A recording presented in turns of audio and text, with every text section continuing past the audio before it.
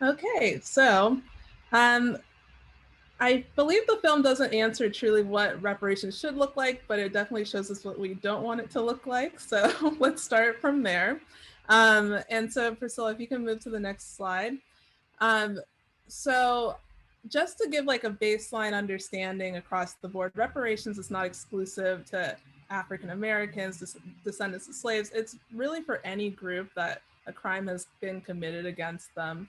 And it's a sort of restitution for that crime. And so if you think about it in that framework, there are plenty of claims to reparations from plenty of different communities outside of the Black community. And so just wanting to make sure that baseline understanding, because Black people do talk about it a lot, but it's not just a Black person thing. And next slide. So a main theme in the film is Black capitalism. I think that it's really personified through Ellington's character as she gets her check. She finds a way to get Brody to help her with her small business. She wants to use his money too. And I think that what we wanted to really show here was just, it's exploitative in nature, like capitalism, no matter if it's capitalism or Black capitalism, it's going to be exploitative in nature. And a lot of talk around reparations is often around entrepreneurship. And I know like this past, in 2020, you probably heard a lot of people talking about buy Black and invest in Black banks and all sorts of stuff. And these are not like true fixes to the system. It's really, band-aids, if you even want to call it that. But, these are just things that a lot of people will repeat and parrot. But at the end of the day, we're fighting against this larger beast of capitalism. And so trying to replicate that and believing that is our way out and our way to liberation is, a little bit, I guess, incomplete in its analysis. But yeah, just wanted to point that out. And next slide. The question of who gets a check is often coming up. And I think that in the film, we did point out people who didn't receive a check because when reparations is talked about, often people will just say exclusively descendants of American slaves. And, when we want to talk about slavery, it's really not just America. It was definitely a global event. And also who is Black. And I think once you get into the minutia of that, it really just becomes like, a conversation that, that you didn't want to get in the first place. But I think that we don't want to exclude people. There's a lot of people who are Black and might not be descendants of slaves in America, but have come from other countries, we're descendants of slaves in other countries as well, or even are like currently in our ICE detention centers. Like the majority of people in ICE detention are Black people from other countries. And so, that would be a rightful claim to reparations in itself, just, people who are in ICE detention. And so, where we can find avenues to point out wrongs that have been committed against people, then we can start to build a framework around what reparations should look like. And next slide. And so I touched upon this a little bit. Slavery was a global event, so we have to think about reparations from a global perspective, and to undo the effects of colonialism that were, reaped upon Black communities, Indigenous communities all across the globe. And so, I think that puts it in a better framework for me as a Pan-African, but I also feel like I wish that more discourse framed reparations in this light as well.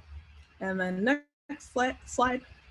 Okay, so HR 40 is like the mother of all bills that never goes anywhere, but it is like the main reparations bill that currently exists on the national stage. No movement, so it was reintroduced in 2019. I think it was first introduced in the 1980s, and it's just a commission to study or research reparations, and it can't even get passed.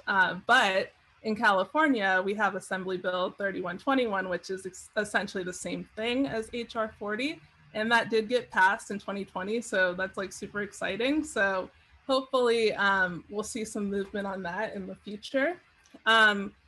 outside of that, you know, I have Rosewood, Florida, Asheville, North Carolina, and Tulsa, Oklahoma on here.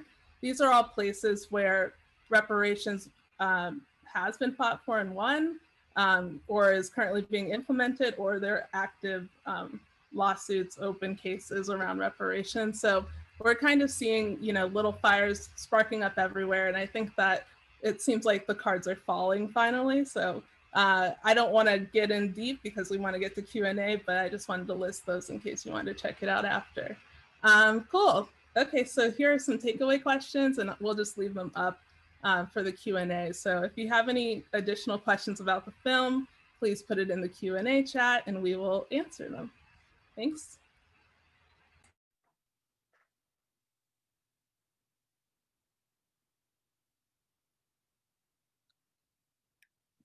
Awesome. So thank you, Simone.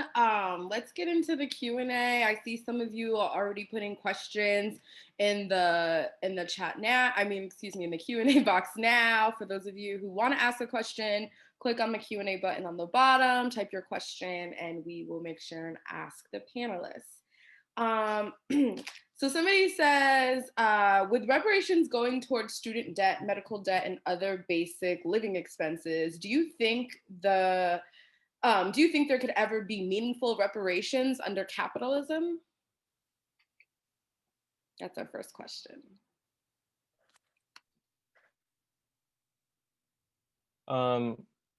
Sure, I guess I'll take it first. In my opinion, like reparations absolutely kind of encompasses what we as democratic socialists want. We want debt taken care of. We want things like free college. We want things like free healthcare. It's kind of a fundamental change to society, and that's that opinion has been formed over the course of making this short as well. When it comes to just like a sum of money on top of that, I mean, it'd be nice. It's a very difficult question to answer, but when you look at things that would fundamentally change people's life, it's like that's kind of the main point of the short, is that just like a lump sum of money is not enough to guarantee long-term social change, not enough to guarantee security. It's not enough to really change people's life. I mean, there's extraordinary examples for sure, but that's also kind of the capitalist mindset of just like, if you hustle with what you got, then you can like expand on that. And that's really not the form we're looking for reparations to take. I mean, this is all hypothetical, but we want people's baseline lives to get better. I personally, if we could have free healthcare and free education for people, I wouldn't even care about what would happen past then. That would be my wildest imaginations coming true. I hope that answers a question. If anyone else wants to talk about that, feel free to. Yeah, just to build on that really quickly, I just think that what we're looking for is more equity, and that has been taken away from us for so long. And so I think like with the things that Brody is talking about that we would like to see happen, that would open the door for more equity and less like systematic racism. And that's kind of like would be definitely pointed in the direction of reparations in my mind.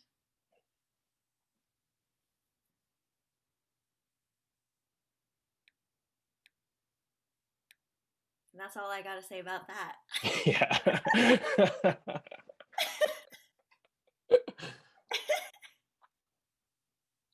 I will say, just like my reactions to seeing this short over and over again over the past like year or something, like we made this before the pandemic happened. We made this before we all got sent $600 checks, $1,800 checks or less than that.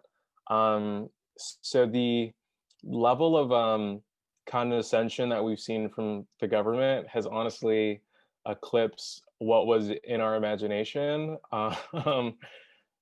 But every time I see the short, that's how I feel about it. I was just like, oh, okay, cool. We did get checks and they were really, really low. Okay. Yeah, and back to the question, like, we live under a racial capitalism, so of course, like, we do want to see, like, the closing of the racial wealth gap. Of course, we like. I don't believe that we're going to be able to see a community of people be able to just pull themselves up after being exploited, after uh, redlining, after everything that has been committed against the Black community. But in everyone else's point, yes, like the Rosewood, Florida example, that was a massacre just like Tulsa, happened 2 years after Tulsa. And 9 survivors were given like $150,000. But of course, once they got that money, they were kicked off of Medicaid. And so, like, when we don't have other universal programs like in place, of course, the first people that are going to be affected are the most vulnerable. And so, you know, people who are working class, and we want to make sure that in addition to reparations, because the point of it is to right a wrong, you know, against a crime that's been committed.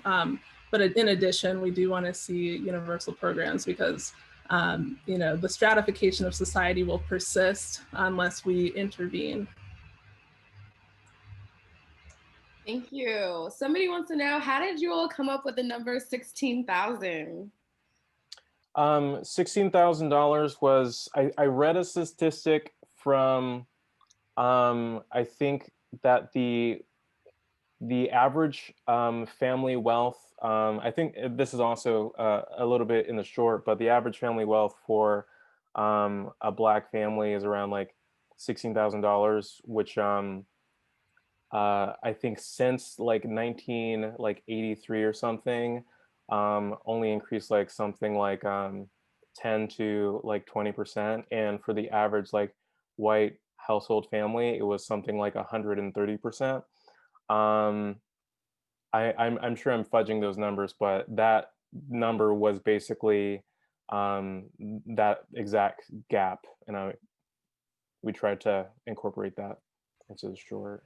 Yeah, I also stumbled across like a New York Times article that was trying to like calculate the numbers, but it was very like all over the place. And I did see numbers like below $16,000. And I'm just like, wow, like just even the idea that it could be that low, like because I don't know, whatever justification was made, like how far away from slavery we are, and like, you know, how much each descendant should really get. Like once you start like calculating that, and it's something as little as that, like what's the point, you know? I think, you know, it just, yeah, it's a little frustrating. I hope that whenever we see reparations happen, that it's actually like structural change, you know, because as you saw in the film, it's just it's depressing when you see like how a low amount of money can literally do nothing for you in your community. So somebody asked, when you talk about global reparations, is this in the spirit of a Trotskyist, or excuse me, a Trotskyite transitional demand, or do you really think that can happen without destroying capitalism altogether?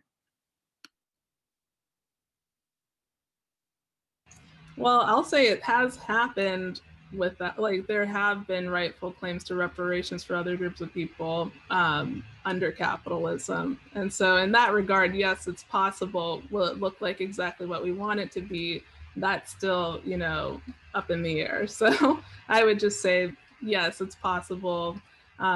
Native peoples in this country have received many, many checks. It did not repair their community, but you know, we see how that plays out, and hopefully we can learn from it as well. Cool. So somebody says, should a truth commission go first before reparations to correct history and acknowledge the horrors of slavery and everything that followed and the travesty of how history is told? Do you all believe that this commission should go first?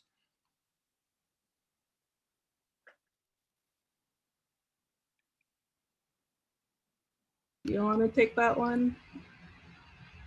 What was, can I read that one? That was a lot. Sure. It's from Deborah. She says, should a truth commission go first before reparations to correct history and acknowledge the horrors of slavery? I think the truth is out there, but like HR 40, it is a commission, and what happens with a lot of these commissions is that they'll take like 20 years to basically say everything that we already know. And so like that, there's problems with that, of course, because it prolongs the actual materialization of getting reparations. In California, though, like they're doing pretty much the same thing. I hope it's not a 20-year thing as well, but descendants of slaves know the history. So it's, you know, when we're playing catch up with folks, I feel like it's just buying time sometimes, or it's an excuse sometimes. Yeah, we wrote this short kind of as a reaction to during the primaries where a lot of Democrats were talking about reparations really as like a lip service. And we realized that like we are at the point where we're still trying to get like the average American populace to just agree that we should have reparations in the first place. And then after that, there's a couple more steps. We have to talk about how it's going to be implemented in the first place. People have to get past step one to even get into like the real muss and the mess. So that's like that was the impetus of our short, was to just like, let's get past step one. Let's have the government just have the attitude of just like, let's get it over with. Let's toss them an option. Let's not even discuss it. But like, that's where we wanted to start the conversation. So I'm in agreement with Simone. I think the faster an action happens. I mean, like it's the same thing with these COVID checks. We should have gotten them already. We should have gotten them every month. We should have gotten them retroactively. But we still have politicians who are like, oh, we're gonna wait till we're sworn in, till we're gonna get us 2,000 checks. Oh, now they're $1,400 and blah blah blah. Bureaucracy has never been a friend of freedom. So, yeah. Someone says, can you explain the scene where Brody's character says going to college was the worst decision he ever made? I really love that. Besides free higher ed, what other changes would we like to see, you know, for reparations? Yeah, that one came from the heart. All of my friends who went to college, I mean, like, especially when you're in a millennial generation, I'm 33 for the record. All of them are in debt, or at least most of them. I was lucky enough to go to community college before I went to real college, and that was honestly the smartest decision of my life, just to save myself from being further in the hole. And I work in the entertainment industry also, and once you get past, depending on what you're trying to do, a degree doesn't mean anything.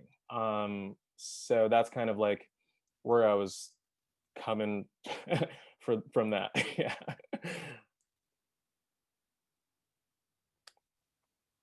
Cool.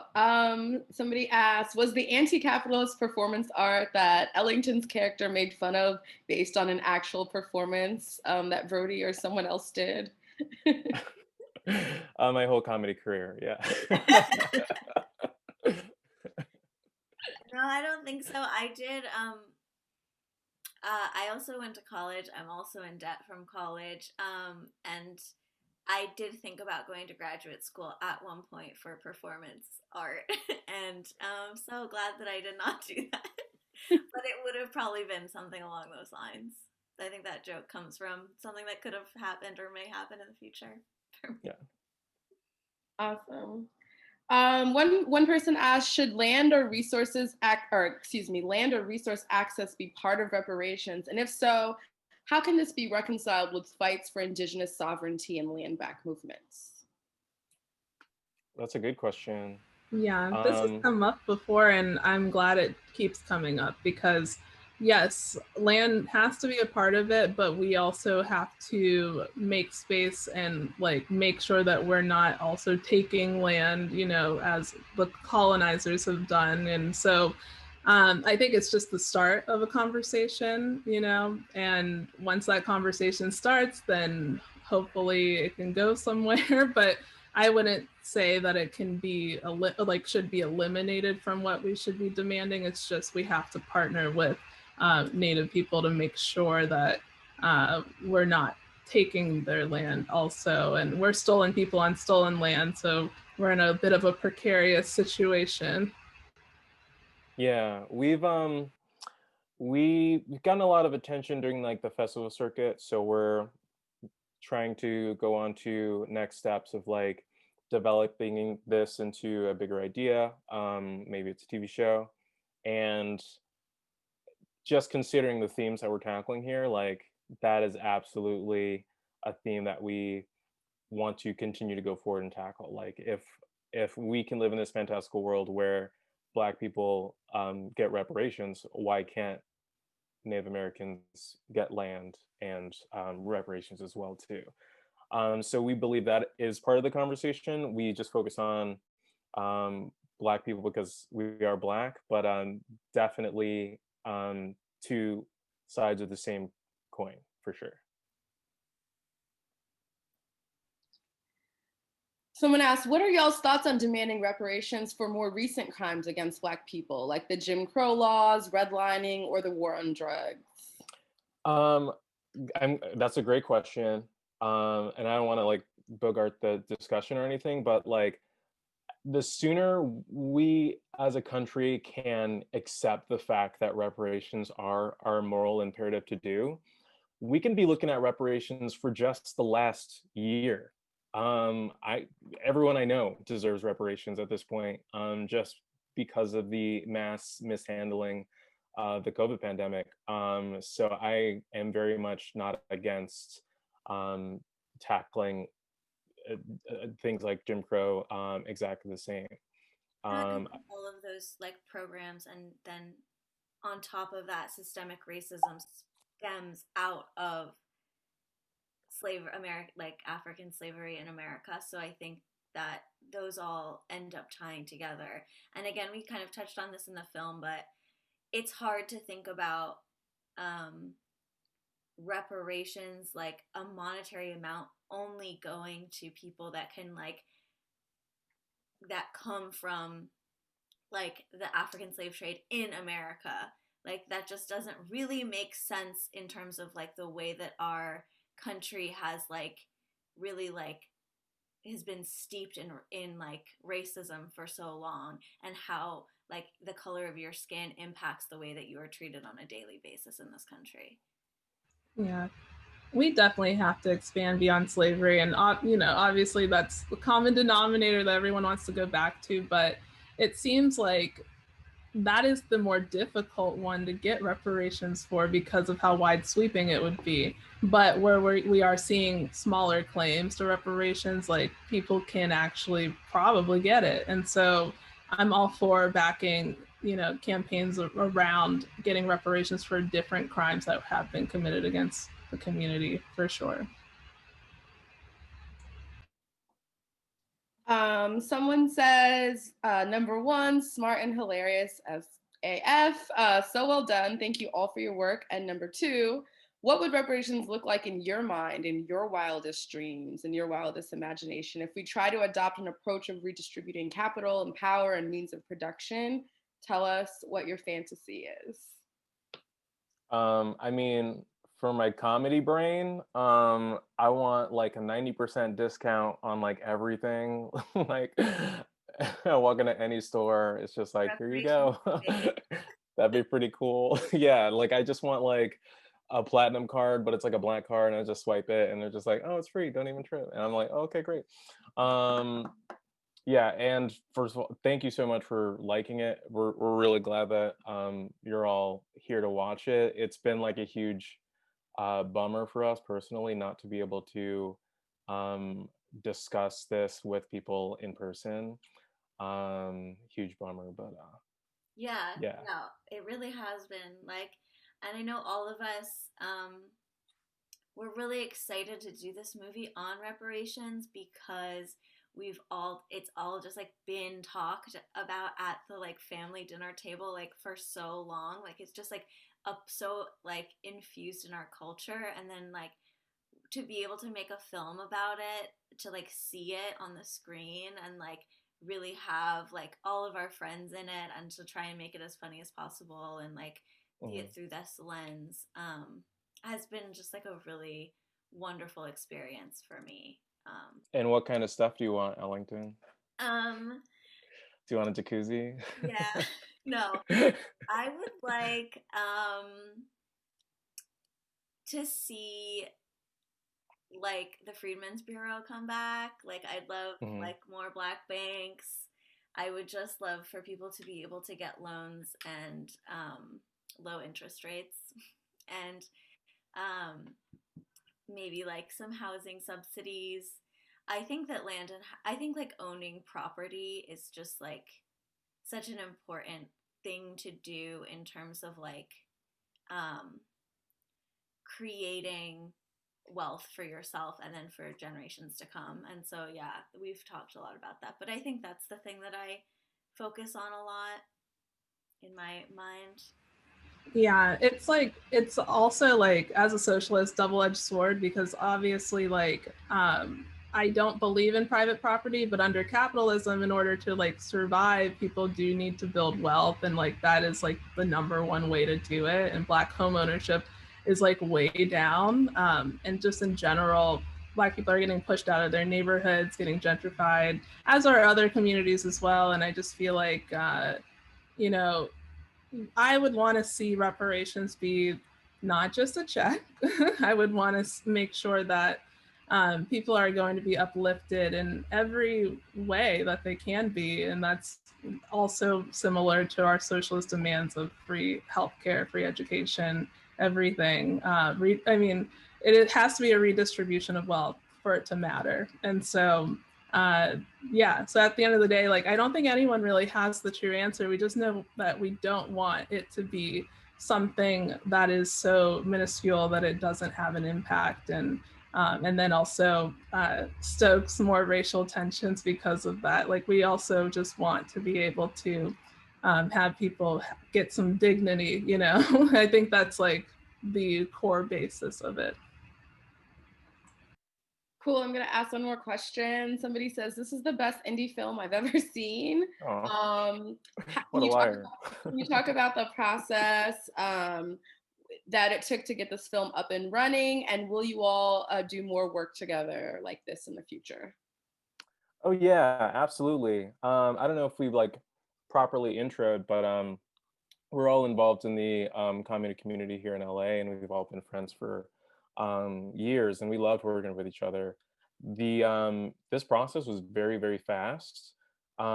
We came up with the idea. What month was it? Maybe like May or something? I think it was like March of 2019. Yeah. Okay, I'm way off. But by the time we knew what we wanted to talk about, which was very quickly, it was like one meeting, we knew that we were going to have to write it and shoot it very fast to submit to festivals. So we were like double time the whole time. Me and Ellington, we wrote it, we sent it to each other back and forth. Simone was story editing it. And we didn't have like the final draft when we were getting all the like crew and stuff together, but like we did right before shooting, and then we shot for about 4 days, and we fundraised. Oh man, boy, did we fundraise. What Brody wanted to really say is he sent more pages like a day before we were shooting. They were good. But it's okay, because it actually fixed like a hole in the film, so that was good. So he saved the day. But yeah, it was very fast. But I think that sometimes that's a good way to get something done, and also I think that we all knew like there's a purpose, you know, behind it, and we all were kind of driven because of that to get it done. And and put everyone that we love in the film, which was really nice. And hopefully like we can look back and be like, hey, it's like all the people that, I mean, right now I haven't seen so many people because we usually would see each other at comedy shows. And so like seeing the film now or watching it now, I'm like, oh, it's like all the people that I'm wondering what they're up to because like I can't see them in real life. But it was really a great time to have everyone on set. Yeah, pretty much everyone with a speaking role in it is a really funny comedian who you should look up to. Yeah. Yeah, it was amazing. Yeah, it was a good. It was like so hard. Fundraising is hard and it's really bad. And I would. That was the hardest part. Yeah, crowdfunding is really tough. Really fast, and it was like, but you know, once we got it all like shot, and like once I saw the first cut, I was like blown away. I was like, wow, this is really funny. Great, good job. Shout out to Andrew Gust, who edited this, and he was totally into DSA too, so he gave us a discount. So he was like totally down. So yeah, I see a few people in the chat who may have missed the film today. You can watch it again in like a few weeks. We're gonna be at Slam Dance from February 12th through 25th. Festival pass, the whole festival is only $10, and there's plenty of like really cool films to check out. So I would point you in that direction because we're about to like wrap up our year-long festival run. So limited opportunity to see it again. But you know, we'll hold out hope. Maybe there'll be a reunion at some point with the three of us to show it again. So we have so many questions. People are disappointed because we didn't get to all of them. I wonder if you all mind doing a few more before we end. Cool. Okay. I don't want to. I want people to get their, you know, their questions out. Okay. People can also like reach out to us. Not me. Here, we're like around. We have Instagrams. We're online. Yeah, we're on Twitter. Brody's on Twitter. I don't look at my Twitter. No. Somebody asked, do you think the whole rhetoric of hope and you can achieve anything of Obama made kids get into more debt during his 8 years of presidency?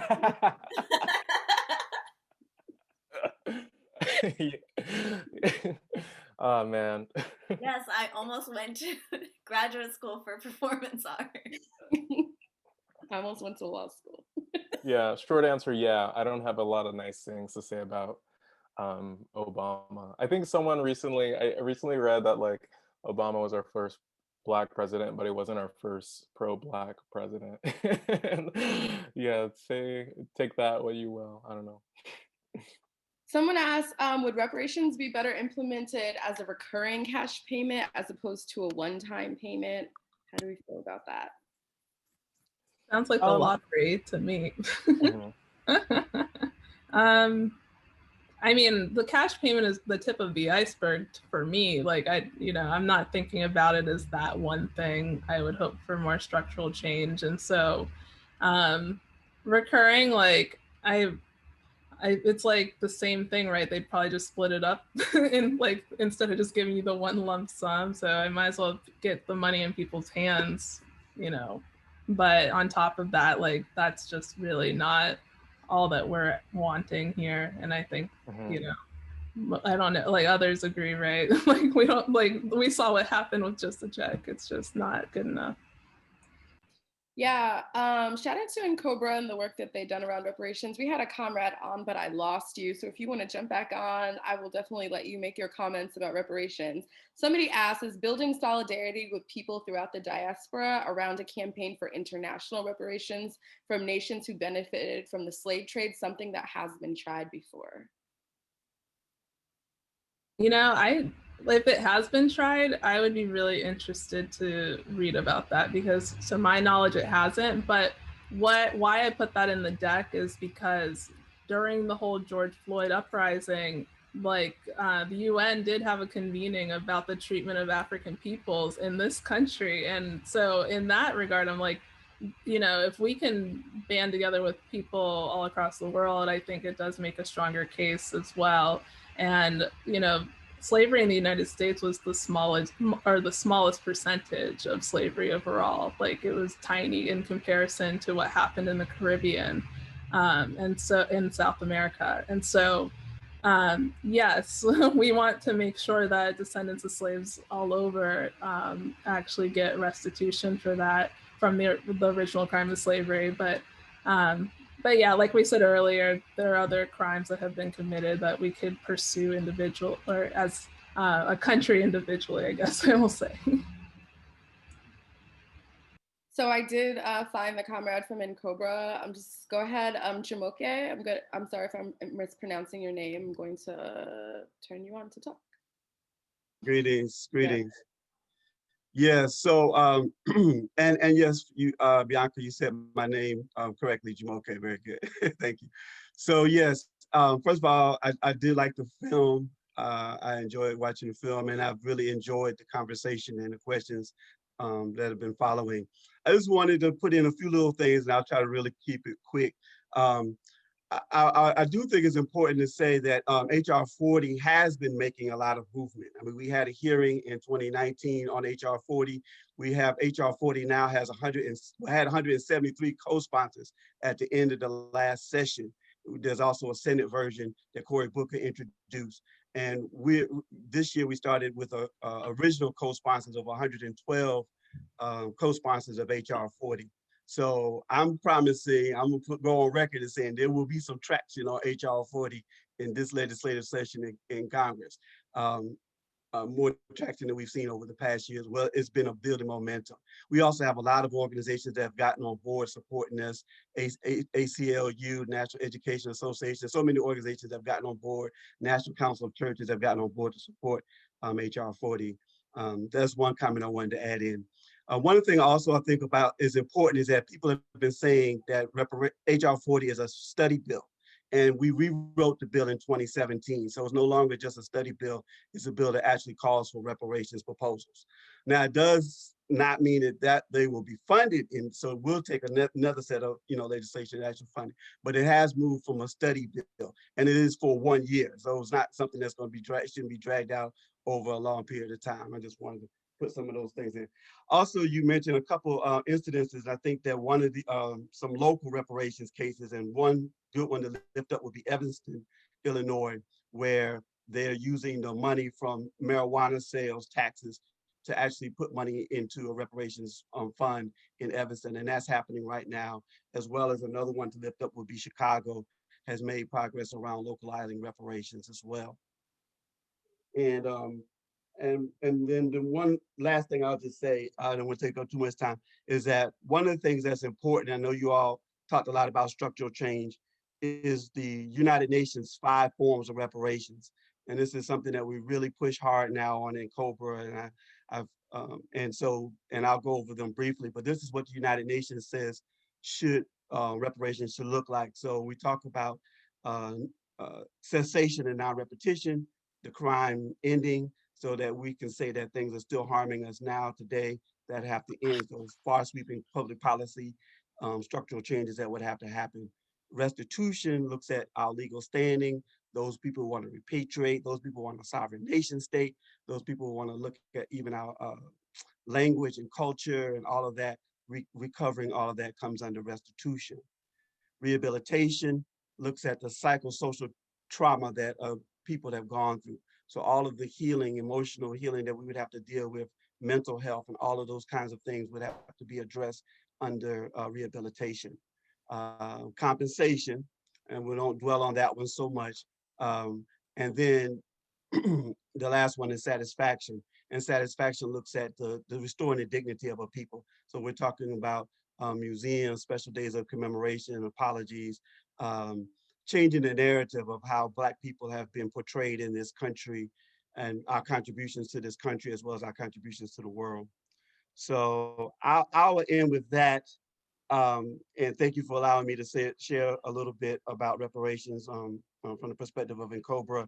And I just wanted to also say that, yeah, I would be interested, or we would be interested in finding out how we could access this film. So perhaps we could you know, have screenings of the film or set up some screenings with you all between now and this year sometime.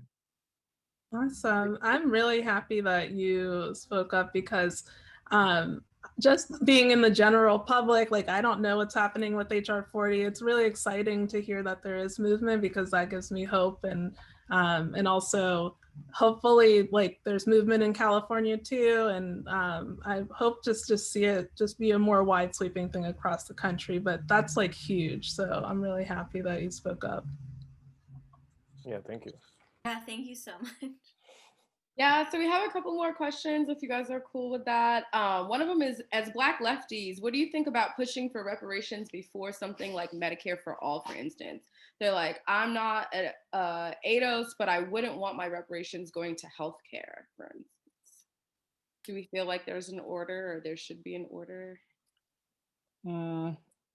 That's I mean, that's tough for me because healthcare is something I definitely want for the Black community and just for people in general. It's just kind of it doesn't matter when we get it. It's something that I want as soon as possible.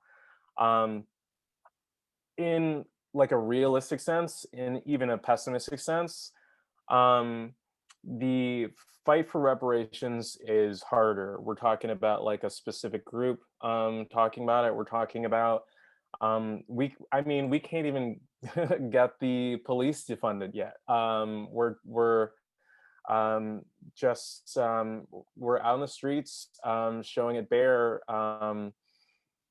It's difficult. It's an uphill battle. I want either whenever we can get it, and hopefully either is as soon as possible. But I'm not going to look at Medicare for All as like taking away from reparations. I'm not going to look at any kind of social progress as taking away from another part of social progress. I'm not going to look at like UBI and say, oh, what if they raise rent? I'm going to be like, oh, well, we should have rent control too and UBI. Like, I think we could have all these things at once. And the order, it's a realistic thing, but I think once we start getting certain social demands met, I think it'll be easier to see the case for more of those demands being met. Hopefully, that's the optimist in me, actually. Yeah, and I'd say like, you know, to get reparations for Black people, we will need allies in this fight too. And so I think the Black community has been advocating for themselves, you know, for hundreds of years, but it would really be nice if the broader left wanted to get behind a reparations campaign, make it as big as a Medicare for All campaign, because Medicare for All is definitely main stage. And I also don't, I agree with Brody. I don't see one taking away from the other. In fact, like both would help Black people for sure. But, you know, like with the Medicare for All, even, I talk about this as well. Like it doesn't cure, you know, racial bias at the point of care. It doesn't fix the fact that there aren't hospitals in low income communities. Like, yes, like there are lots of things that we have to fix on top of just even getting a Medicare for All passed too, that that really will reveal the racial inequities in healthcare too. So reparations does go hand in hand, I would say.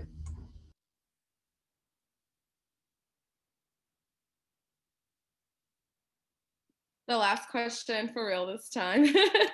Somebody says, I love the idea of this being a television show. How likely is that to happen? And can the panelists drop their Twitter handle so that we can follow? If there's any industry in the chat, definitely more likely to happen. I guess I don't want to go into it like too much, but we're in like a pitching phase right now. We have spent a lot of the last year kind of like putting our ducks in a row.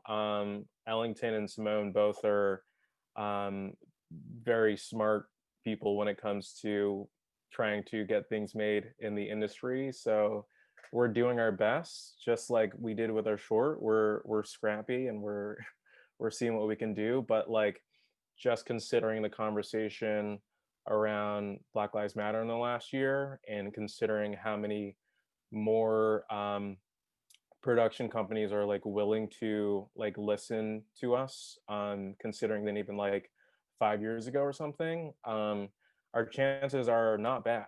But yeah, we'll see. If anyone else wants to. We're hoping for it. I mean, that's what we want. Yeah.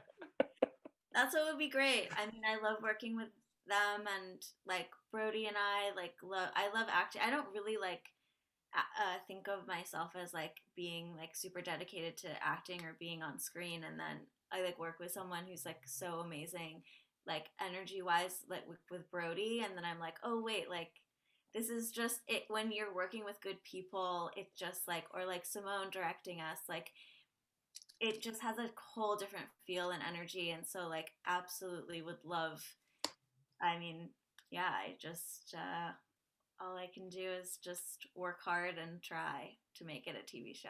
Yeah. Twitter handles. Do you want to drop your Twitter handles in the chat, or say them right now so that people know how to follow you, your all in your work and your art? Yeah, I can put it. I'll put mine in the chat. That's cool. The easiest. Sure. Yeah, I guess we'll type it.